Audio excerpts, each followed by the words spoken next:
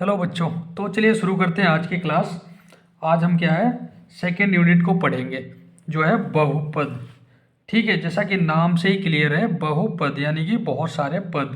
ठीक, तो इसमें हमें क्या है, कुछ बेसिक जानकारी होनी चाहिए। तो सबसे पहले हम क्या है, बेसिक जानकारी ले लेते हैं। चलिए हम एक फलन लिखते हैं। ठीक है, जैसे Q X is equal to A nought plus A one X plus A two X square plus dot dot dot dot plus A N X की पावर एन। ठीक है, हमने क्या है, एक पद लिख दिया इस साइड में। ठीक है, और यह क्यू एक्स क्या है, हमारा एक्स का फलन है। तो एक क्वेश्चन आता है, ये फलन क्या होता है। ठीक है, तो हम फलन को समझ लेते हैं। फलन मीन्स कि कोई भी जो पद है, जैसे क्यू एक्स, ये डिपेंडेंट है किस पे, निर्भर किस पे है, एक्स पे।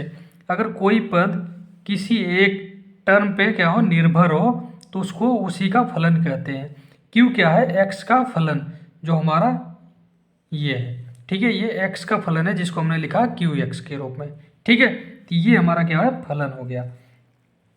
अब इसमें जो ए नॉट, ए वन या फिर A two dot dot A N है, ये सब क्या है, बिलोंग्स टू आर। आर बोले तो रियल नंबर्स। तो रियल नंबर्स के बारे में हमने क्या है, इससे पहले वाले चैप्टर में डिटेल में पढ़ लिया कि रियल नंबर्स होता क्या है। ठीक है, तो उसको एक बार दोबारा क्या है, आप रिवाइज कर लीजिए, आपको रियल नंबर्स के बारे में समझ में आ जाएगा कि रियल नंबर्स होता क्या क्या है। ठीक है, तो ये हमारा क्या है, रियल नंबर्स है। जो हमारा एन है, यहाँ पे है ना, एक्स की पावर 1 2 3 4 5, एन जो है ये क्या है, ऋणोत्तर संख्या है। ऋणोत्तर संख्या, ऋणोत्तर संख्या आपने नाम सुना होगा। ठीक है, अब ऋणोत्तर संख्या का मतलब होता है नॉन निगेटिव, इंग्लिश में बोलते हैं तो थोड़ा ज़्यादा क्लियर हो जाता है। यानी कि ये पॉजिटिव नंबर है, निगेटिव नंबर नहीं है।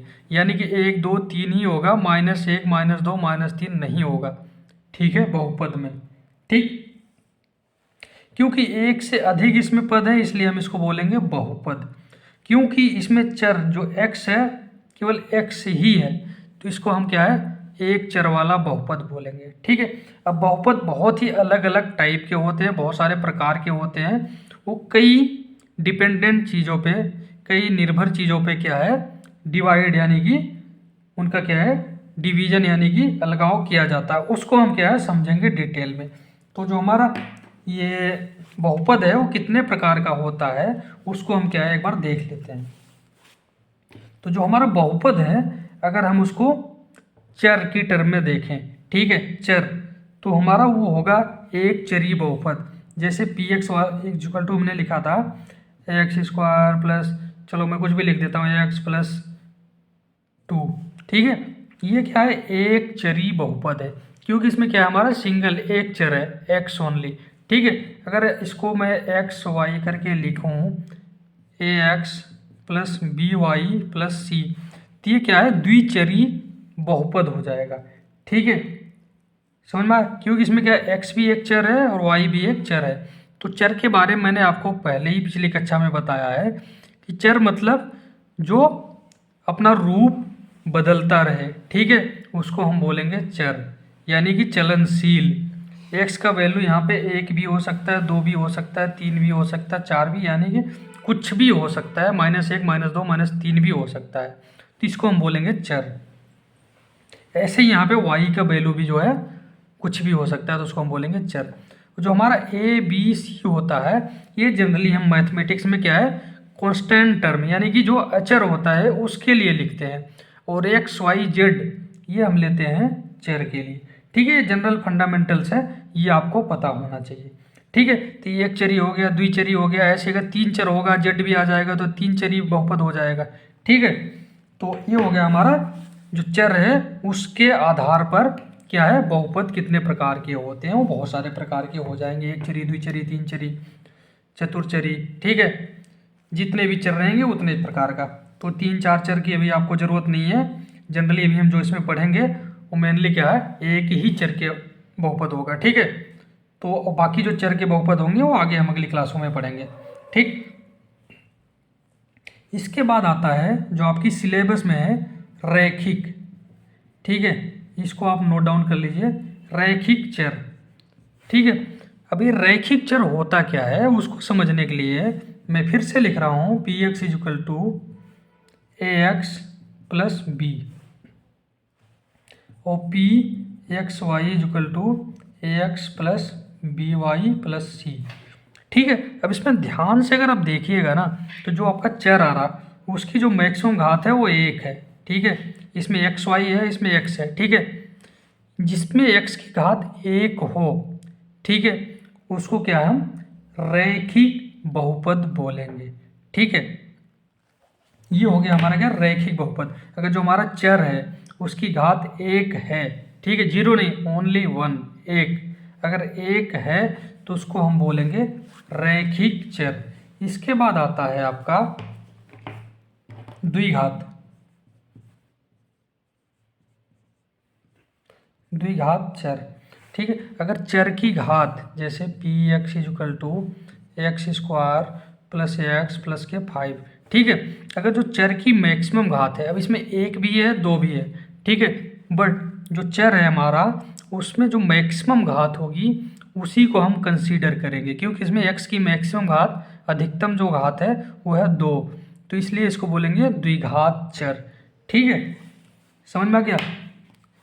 इसके बाद आता है त्रिघात। इसके बाद क्या आता है त्रिघात, त्रिघात चर। जैसे P X is equal to X cube plus X square plus X plus K 3।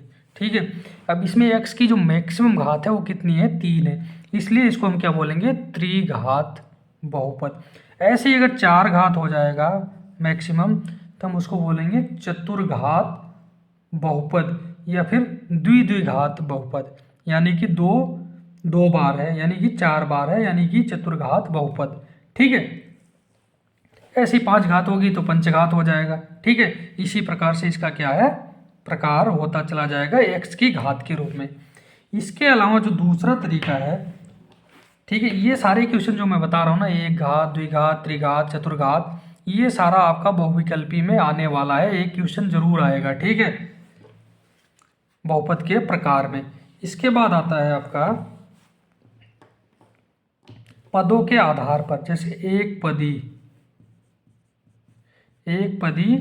बहुपद। अब एक पदी बहुपद जैसे P X is equal to X square, P X is equal to 3x, P X is equal to 2। ठीक है, अब ये क्या है, इसमें एक पद है, एकल पद है, केवल एक ही पद है। ठीक है, एक्चुअल में एक ही पद है, बट अगर आप वर्चुअली देखोगे तो इसमें हम 0 into x plus 0 into plus 0 ही कर दो, कोई दिक्कत नहीं, ऐसे लिख सकते हैं। ठीक है, कहने का मतलब ये है तो बहुपद, बट जो विजिबल है वो केवल एक ही संख्या दिख रही है जो है एक्स स्क्वायर।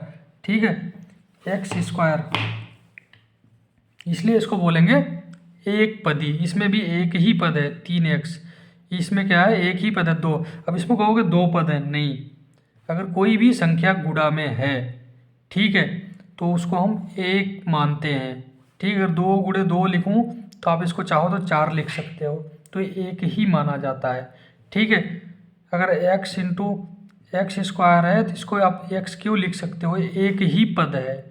ठीक है, बट अगर x प्लस एक्स स्क्वायर है तो आप इसको एक साथ नहीं लिख सकते हो।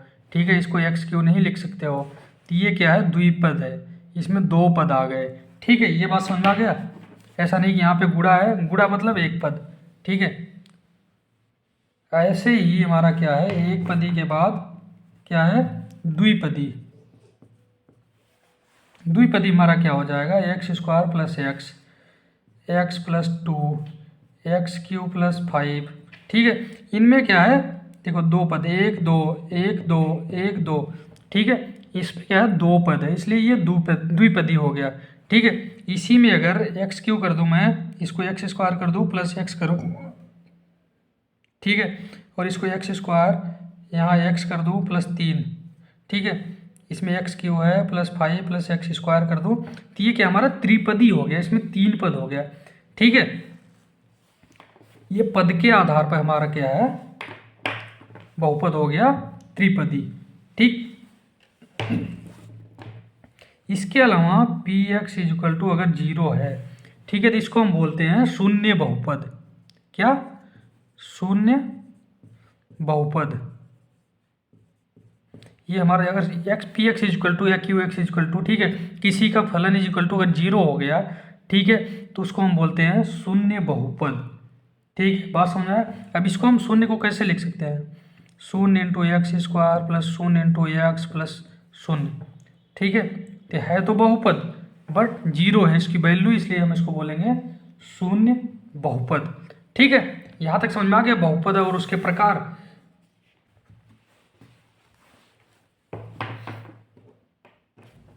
तो ये हो गया हमारा क्या है, बेसिक नॉलेज ऑफ इसका बहुपद का।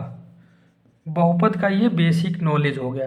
तो अगली क्लास में हम क्या है पढ़ेंगे, जो बहुपद हैं, ठीक है, उनका योग, अंतर, गुणनफल और भागफल, जो कि आपने 8वीं क्लास में ऑलरेडी क्या है पढ़ रखा है। जैसे एक्स